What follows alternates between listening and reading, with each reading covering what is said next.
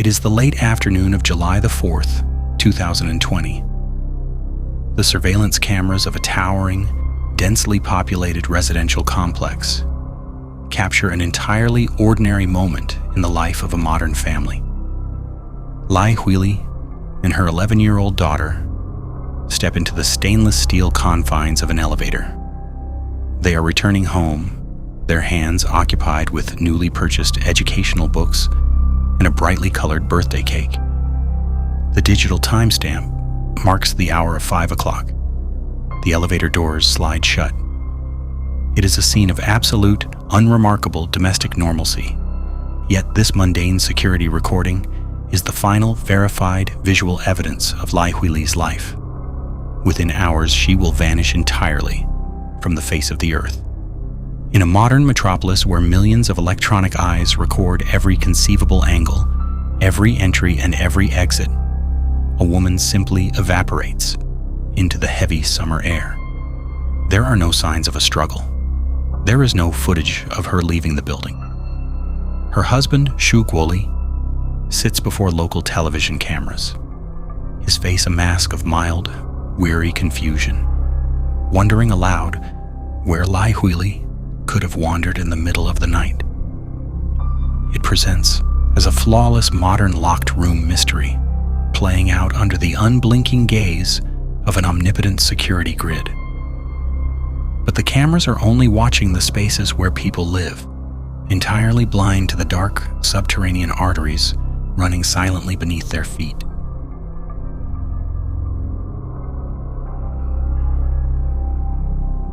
Within days of the official police report, the disappearance of Lai Huili commands the attention of an entire nation. The authorities release the final elevator footage, and the public is immediately gripped by the sheer logistical impossibility of the situation. The initial missing persons file details a woman who seemingly walked out of her own existence, leaving behind her state identification, her mobile phone, and her family. According to the official narrative taking shape in the press, she disappeared in the dead of night, wearing nothing but a brown slip nightgown. 5点半早晨，我醒了。我醒了的时候你不在意，对吧？您当时为什么没在意？为什么这个很正常？之前有没有发生过这种情况？没有。您觉得他可能出去了？哎，可能出去了。然后到第二天打电话给他，电话不接，还是关机？他一样东西都没带，什么都没带，什么都没带。手机在家里，手机在家里，钥匙在家里，所有东西都在家里。目前可以确定的是，他少了一件睡衣，就是吊带的那个睡衣。但是这个睡衣是不可能可以穿着这件睡衣出去的，因为这件睡衣是只能带在家里。The local media apparatus seizes upon Xu Guoli. He becomes a fixture on evening broadcasts, projecting the image of a concerned, slightly exasperated spouse. He offers multiple interviews from the very apartment where Lai Huili was last seen. He speculates openly to reporters that his wife may have suffered a sudden psychological break, suggesting a fugue state brought on by severe insomnia led her to wander blindly into the labyrinth of the city. To solidify this narrative of a desperate search, Xu Guoli publicly posts a reward of 100,000 RMB for information leading to her safe return. In the total absence of physical evidence or CCTV confirmation of her exit, the public narrative fractures into elaborate, highly speculative theories. Internet forums become consumed with the idea of a highly sophisticated tactical operation. Rampant rumors circulate that Xu Guoli possesses an elite military background, portraying him as a former reconnaissance scout, capable of utilizing classified evasion techniques to smuggle an adult out of a heavily monitored high-rise. Other factions hypothesize an intricate financial conspiracy, suggesting Lai Huili and Xu Guoli orchestrated the disappearance together to escape hidden, insurmountable debts. The public consciousness desperately wants to believe in grand conspiracies, architectural blind spots, and professional espionage. It is far more comfortable to attribute her vanishing to the extraordinary than to look closely at the grim, suffocating reality of a standard domestic space. The media portrays Xu Guoli as a husband anxiously waiting for a return that the public increasingly suspects will never happen. The city watches, waiting for a break in the flawless digital perimeter, unaware that the perimeter was never actually breached.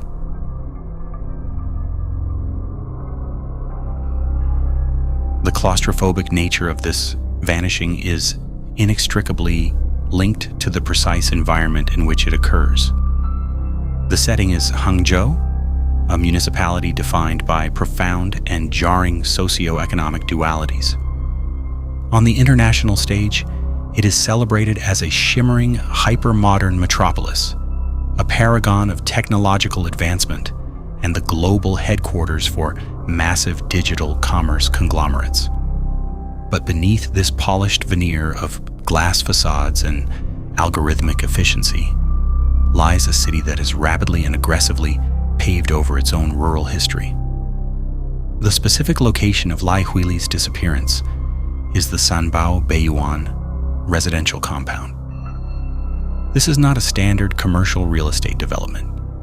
It is a resettlement housing community, constructed explicitly for former villagers whose ancestral agricultural lands and low-rise homes were demolished to feed the city's relentless urban expansion.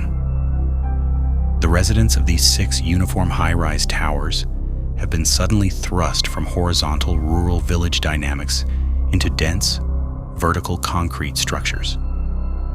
They bring with them an influx of state-compensated wealth, distributed in the form of multiple modern apartments and lump sum cash payouts. Yet despite the sudden financial elevation, the deeply ingrained sociology of the village remains intact. In these vertical neighborhoods, traditional concepts of patriarchal dominance, rigid family hierarchies, and pervasive community observation remain the primary social currency. It is an ecosystem where everyone knows each other's generational history. Within this complex socioeconomic web lives the Xu family. Lai Huili operates as the undisputed financial anchor of the household. She maintains a steady job in a local service capacity. But more importantly, she is highly adept at managing the family's assets. She is a primary beneficiary of the municipal resettlement process, heavily capitalizing on the socioeconomic shifts of the city. She controls the newly acquired wealth with a rigid discipline, investing in stable management funds and strictly denying Xu Guoli access to large sums of capital for his own ventures. Xu Guoli occupies a space of chronic, simmering financial emasculation. Born in 1965 into rural poverty in Qushan village, and having lost his mother at an extremely young age, his life is characterized by a series of grueling, ultimately unfulfilling attempts at upward mobility. His background is not that of an elite military assassin.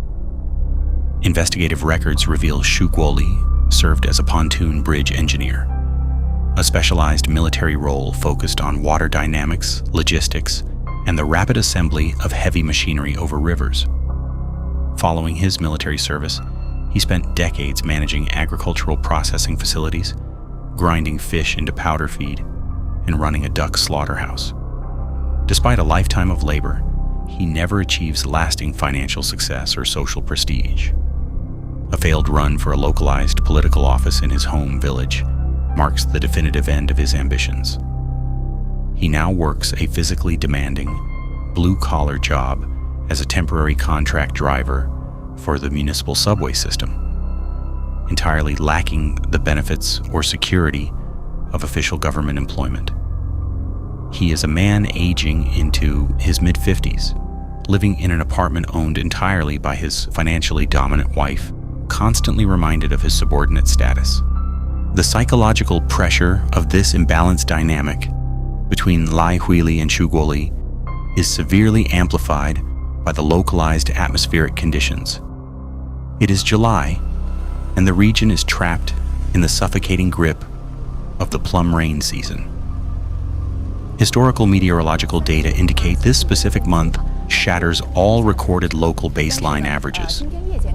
The entire month sees an astonishing cumulative rainfall of over 480 millimeters. The precipitation is torrential and relentless, accompanied by oppressive heat and extreme stagnant humidity. The constant drumming of the heavy rain against the glass and concrete of the high-rises creates a natural, continuous acoustic isolation. The air is heavy, trapping a stifling heat between the utilitarian buildings. It is a meteorological pressure cooker that perfectly mirrors the domestic tension within the apartment. The absolute breaking point between the couple centers on a newly allocated, highly valuable resettlement apartment. Lai Huili insists on registering the property deed solely under her own name. In this specific cultural context, the name on the property deed is the ultimate arbiter of power and security. By excluding Hangzhou Locked-Room from the legal documentation and subsequently dictating every term of their financial life, Lai Huili cements his status as a mere guest in his own home. Yet on the morning of July the 4th, Lai Huili and Hangzhou Locked-Room project a flawless facade of normalcy. They travel together to the Hangzhou Red Cross Hospital to fill routine prescriptions. In the afternoon, she takes her youngest daughter to the Qingchun In-Time shopping mall, purchasing educational materials and a cake to celebrate the child's birthday. They return to the compound at 5 in the evening. They eat dinner. They cut the cake. According to Hangzhou Locked-Room's later statements to investigators, the atmosphere is harmonious and very happy. It is a portrait of total domestic tranquility, maintained mere hours before the systematic dismantling of a human life.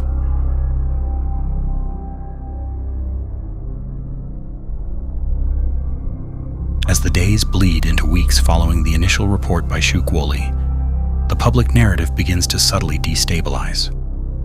The police operation is massive, operating out of the local Sijiking police station, and relies heavily on the city's expansive Skynet surveillance apparatus. Investigators requisition and analyze hundreds of hours of digital footage from the elevators, stairwells, lobbies, and perimeter gates of Building 4. The visual record is pristine and undeniable. The system, designed to track every face and movement across the urban landscape, registers absolutely nothing exiting the premises. Operating under the logical assumption that Lai Huili must be concealed somewhere within the massive architectural footprint of the compound, authorities shift from a standard missing persons protocol to a suspected homicide investigation. They deploy specialized tracking dogs and scour the subterranean parking garages, the elevator shafts, the rooftop water tanks, and the surrounding municipal parks. Every structural hiding place is exhausted. The family posts the reward money. The dogs find no trace. The search yields only empty space. Amidst this intense physical search, behavioral anomalies begin to surface. The timeline of the official report reveals a chilling delay. Authorities note that Hangzhou Locked-Room waited nearly 36 hours before formally notifying the police of Lai Huili's disappearance, accompanied by her older daughter. During this extended silence, he engaged in normal domestic routines, a jarring juxtaposition against the sudden, inexplicable vanishing of a spouse. It is only when Lai Huili's workplace formally calls the apartment to inquire about her unexplained absence that the administrative machinery of the investigation is finally triggered. A bizarre logistical detail further complicates the official timeline. 2 days after Lai Huili is last seen, a package arrives at the apartment. It is a delivery of sleep medication, ordered previously by herself. Hangzhou Locked-Room receives the package without comment. The irony of the delivery sits quietly in the official case files, a minor detail that hints at a darker underlying reality. Furthermore, Hangzhou Locked-Room's demeanor under the intense spotlight of local media begins to look less like shock and more like profound, calculated control. A man whose life has been upended by an impossible mystery should logically exhibit signs of psychological fracturing. Yet his pulse remains terrifyingly steady. Xu Guoli answers questions with a measured, analytical tone, constantly steering the public narrative back to his theory of Lai Huili's sleepwalking episode. He analyzes her sleepwear for the cameras. He is not a man searching for a lost relative. He is a man meticulously managing a story. The investigators reach a terrifying logical threshold. The Skynet grid did not fail. It functioned with absolute precision.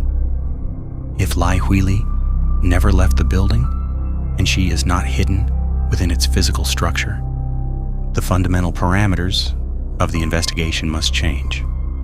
The acoustic properties of the apartment are reconsidered. The high-density architecture means apartments share immediate adjoining walls and plumbing shafts. 2 centralized elevators service 4 apartments per floor. To execute a violent act in such an environment without alerting neighbors requires an intimate understanding of acoustics and timing. The heavy summer rain provides continuous noise camouflage.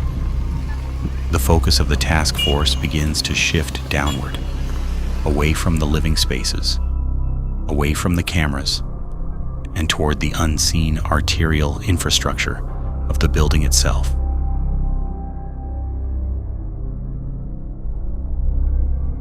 "16 days into the exhaustive search for Lai Huili, the investigation pivots from the sky to the earth. The task force makes a grueling logistical decision to inspect the community's subterranean septic tank, a massive waste repository buried deep beneath the landscaped grounds of the compound. In the suffocating humid heat of late July, municipal sanitation teams and forensic units extract 38 truckloads of biological waste and wastewater. It is an immense sensory nightmare of an operation. Investigators must manually wash, dilute, and screen the raw sewage through industrial sieves. Amidst the overwhelming municipal refuse, they discover minute, fragmented biological anomalies. Rapid forensic profiling is immediately conducted. The genetic markers match directly and undeniably to Lai Huili.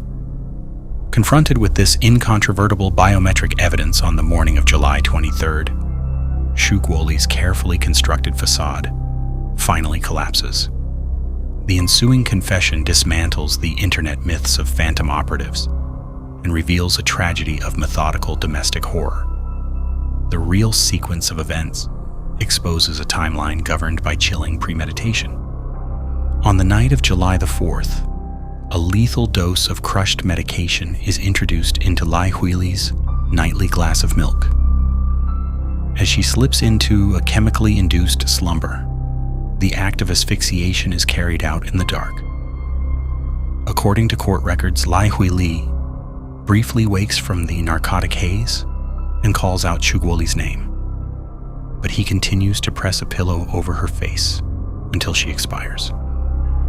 The act itself is merely the prologue to the true logistical terror of the crime. The subsequent hours are dedicated to an industrial process of concealment. Xu Guoli does not rely on classified military training. He relies on his background as a pontoon bridge engineer and his decades of managing agricultural processing facilities. He possesses a desensitized understanding of how to break down physical matter. Xu Guoli sits beside his wife's remains for up to 2 hours in the master bedroom before converting the domestic ensuite shower room into a site of systematic disposal. Utilizing a utility knife, an electric cutting machine, and an electric meat grinder acquired well in advance of the crime, the physical form of Lai Huili is methodically reduced. The evidence is continuously flushed into the building's vertical plumbing shafts, relying entirely on the heavy-duty soil pipes to carry the material away from the apartment. Xu Guoli calculates that the extreme bacterial environment of the subterranean tank, accelerated by the record-breaking summer heat and the high humidity, will rapidly degrade the biological material into unrecognizability. To maintain the illusion of the locked room, the immediate environment within the apartment is heavily sterilized. Massive quantities of commercial dish detergent are utilized over the course of 2 days to aggressively scrub the tiles, chemically dissolving the forensic lipid and protein markers that would typically alert investigators. The perfect disappearance of Lai Huili is not achieved through cinematic evasion. It is achieved by Xu Guoli exploiting the hidden vital arteries of the building itself, treating the municipal infrastructure as an accomplice. The motive is stripped of any grand conspiracy. The prosecution clearly establishes that his actions were the devastating culmination of chronic economic disputes, a bitter struggle over property ownership, and a deeply entrenched narcissistic injury. A 15-year marriage is systematically dismantled over the name on a property deed and Lai Huili's rigid control over the household's prosperity. During his confession, Xu Guoli ominously adds that his wife had made mistakes in the past, suggesting deeply unresolved interpersonal betrayals alongside his acute financial grievances.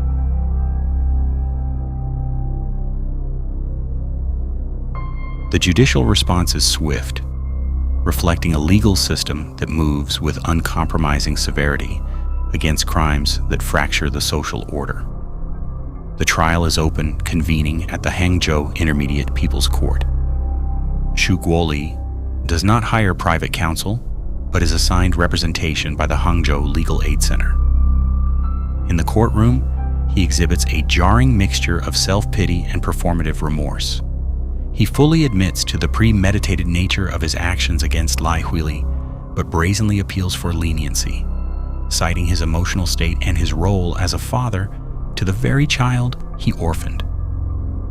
In a highly criticized address to the courtroom, Xu Guoli states he knows a life must be paid with a life, but begs the court not to treat him like a demon, a plea that rings hollow against the meticulously documented purchase of heavy machinery weeks before the crime. The courts rule unequivocally.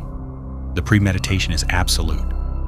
The judicial panel notes Xu Guoli's clear logic, his deliberate fabrication of missing person reports to evade detection, and confirms through psychiatric evaluation that there are absolutely no signs of mental illness.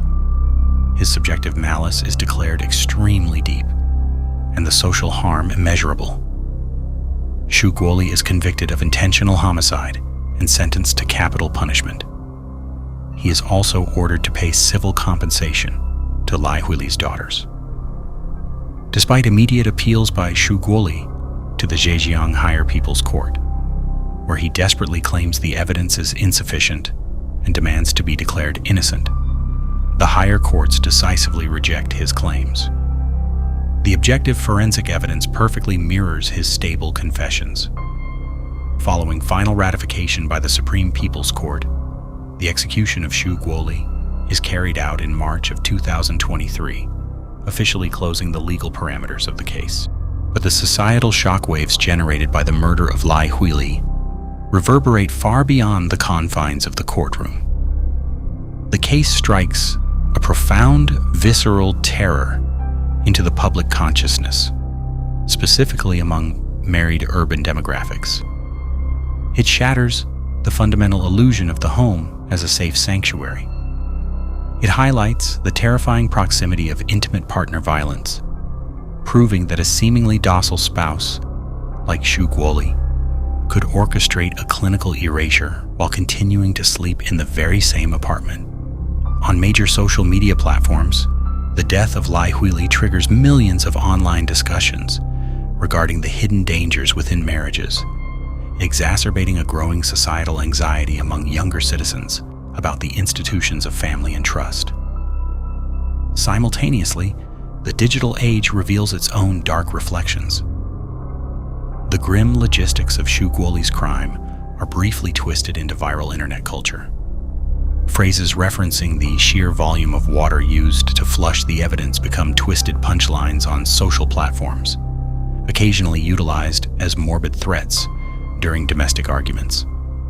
The commodification of the tragedy reaches a point where e-commerce vendors attempt to use images from Xu Guoli's television interviews to actively advertise electrical meat grinders. This rapid trivialization prompts severe state backlash. State media apparatuses aggressively intervene, condemning the behavior as a severe secondary injury to Lai Huili's surviving family. Internet censors actively purge the platforms, deleting offending content and permanently banning accounts that attempt to monetize the horror. The ultimate consequences fall silently upon the surviving family members. The two daughters of Lai Huili, one of whom was merely 11 years old on the day she last saw her mother, are left to navigate the total catastrophic collapse of their family structure. They manage civil litigation in the background, securing financial judgments intended to provide a minimal foundation following the loss of both their mother to violence and Xu Guoli to the state. Their recovery remains shielded from the public eye. At the Sanbao Beiyuan residential compound, the physical location of the crime has transitioned into a heavily stigmatized space. Following the discoveries in the subterranean tanks, a mass exodus occurred within the building. Neighbors residing on the exact same floor, as well as those living directly above and below the crime scene, immediately packed up and fled, unable to bear the psychological weight of the proximity to Xu Guoli's actions. Today, years after the execution of Xu Guoli, the door to the apartment remains firmly sealed by official police tape, a thick layer of gray dust accumulating over the government markings. It is a dead zone within a bustling metropolis. The neighboring apartments feature traditional spiritual wards hung above the door frames, placed to forcefully repel negative energy from the space. The community continues to hope that time and the relentless, erasing pace of Hangzhou's urban sprawl will eventually wash away the memory of a summer where the heavy rains masked an unimaginable quiet, but the architectural footprint of the horror remains permanently scarred. It stands as a silent monument to a life erased from the inside out, leaving behind nothing but the cold, unresolved echo of an empty room.